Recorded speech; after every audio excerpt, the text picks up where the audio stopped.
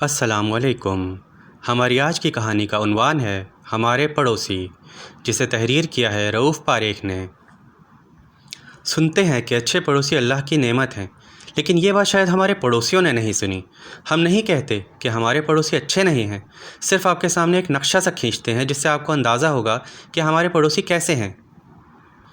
سب سے پہلے مرزا صاحب کو لیجئے۔ یہ حضرت ریڈیو بجانے کے بہت شوقین ہیں، بلکہ یوں لگتا ہے کہ مارکونی صاحب کو ریڈیو ایجاد کرنے کا خیال مرزا صاحب کے ذوق و شوق کو دیکھ کر ہی آیا تھا۔ اللہ جھوٹ نہ بلوائے تو 24 گھنٹوں میں سے کوئی 22 گھنٹے ان کا ریڈیو بجتا ہے، بلکہ چیختا ہے اور پورے زور و شور سے چیختا ہے۔ ان کو غالباً ریڈیو کی آواز کم کرنے کا طریقہ نہیں معلوم، اس لیے تمام محلے والوں نے اپنے اپنے ریڈیو بیچ کر روئی کے بنڈل خرید لیے ہیں اور روئی نکال کر کانوں میں ٹھونستے رہتے ہیں۔ ریڈیو پر دنیا بھر کے ریڈیو اسٹیشنوں سے نشر ہونے والے پروگرام پورا محلہ روئی ٹھونسنے کے باوجود آسانی سے سن لیتا ہے، البتہ قریب کھڑے ہوئے آدمی کی آواز سنائی نہیں دیتی۔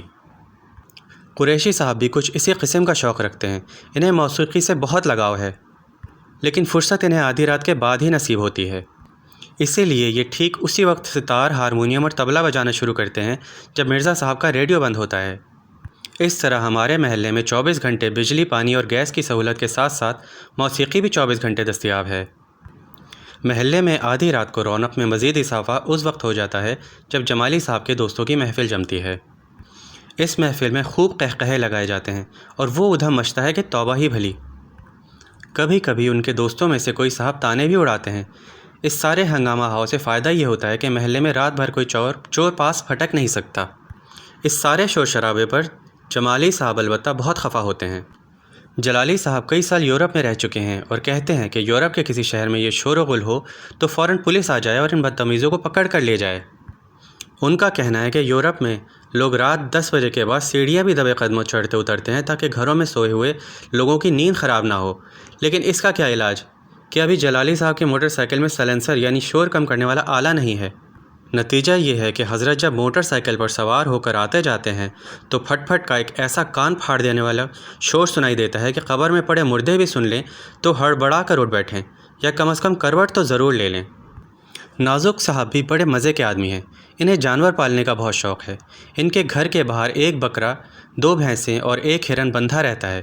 گھر کے صحن میں مور اور بطخیں اور گھر میں جگہ جگہ طوطے، چڑیاں، بلبلیں اور نہ جانے کون کون سے پرندے پال رکھے ہیں۔ غرض گھر کیا ہے، اچھا خاصا چڑیا گھر ہے۔ نازک صاحب ان تمام حیوانات کی غلاظت اور اپنے گھر کا کوڑا کرکٹ بڑی پابندی سے روزانہ گھر سے باہر سڑک پر پھینکتے ہیں اور پھر شکایت کرتے ہیں کہ شہر میں گندگی بڑھتی جا رہی ہے، لوگ صفائی کا خیال نہیں کرتے، وغیرہ وغیرہ۔ ہمارے ایک اور پڑوسی طفیلی صاحب کی عادت یہ ہے کہ وہ اکثر چیزیں ادھار مانگتے ہیں، مثلاً استری، اخبار، جھاڑو، برتن، کتابیں، تھوڑی سی چائے کی پتی، ذرا سا آٹا، صرف ایک انڈا، معمولی سا نمک، چٹکی بھر کالی مرچیں وغیرہ، اور بیچارے اکثر واپس کرنا بھول جاتے ہیں۔ ایک دفعہ وہ ہماری بجلی کی استری کئی دن تک استعمال کرتے رہے اور ہم بڑی مشکل سے مانگ کر واپس لائے تو اگلے دن موجود ہوئے، ہماری استری واپس کیجیے۔ خاصی مغز ماری کے بعد انہیں یاد آیا کہ وہ استری ان کی نہیں بلکہ دراصل ہماری تھی۔ کافی عرصے سے ان کے گھر میں رہنے کی وجہ سے انہیں اپنی اپنی لگنے لگی تھی۔ ہمارے پڑوسیوں کی فہرست خاصی لمبی ہے اور ان سب کی دلچسپ عادتیں بیان کی جائیں تو دفتر کے دفتر بھر جائیں، لیکن ہم یہ سوچ کر اس مضمون کو ختم کیے دیتے ہیں کہ آخر ہم بھی تو کسی کے پڑوسی ہیں اور ہو سکتا ہے کہ ان کو بھی ہم سے کچھ شکایتیں ہوں، اگرچہ ہم پوری کوشش کرتے ہیں کہ کسی پڑوسی کو ہماری وجہ سے کوئی تکلیف نہ ہو، کیونکہ حضور نبی اکرم صلی اللہ علیہ وآلہ وسلم کا فرمان ہے کہ جس شخص کی شرارتوں سے اس کے پڑوسی محفوظ نہ ہوں وہ مومن نہیں۔ پیارے دوستوں، امید ہے کہ آپ وہ سب نہیں کرتے ہوں گے جو ہمارے پڑوسی کرتے ہیں۔ یہ تھی ہماری آج کی کہانی ہمارے پڑوسی۔ اگر آپ لوگوں کو یہ کہانی پسند آئی ہو تو اس ویڈیو کو لائک کیجئے اور کمنٹس کیجئے اور اس ویڈیو کو اپنے دوستوں کے ساتھ ضرور شیئر کیجئے، اور اگر آپ اس طرح کی کہانیاں مزید سننا چاہتے ہیں تو ہمارے چینل کو سبسکرائب کرنا ہرگز نہ بھولیے گا۔ شکریہ۔